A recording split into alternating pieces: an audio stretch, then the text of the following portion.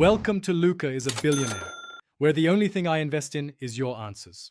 In this video, I will explain how to connect your Virgin Media box.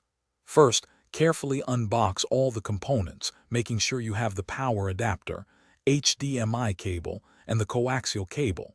Find a good location for your box, ideally close to your television and a power outlet. Before you start plugging things in, always make sure your TV is powered off. This helps prevent any potential issues during setup. Now let's get those cables connected. Take the coaxial cable and firmly screw it into the wall socket, then connect the other end to the cable in port on your Virgin Media box. Next, plug one end of the HDMI cable into an available HDMI port on your TV and the other end into the HDMI output on your box.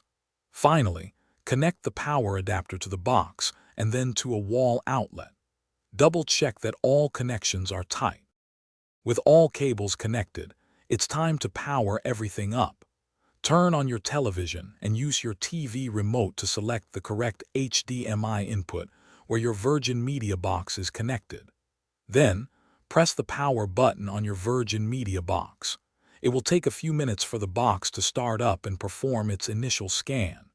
Just follow any simple on-screen instructions that appear to complete the channel setup.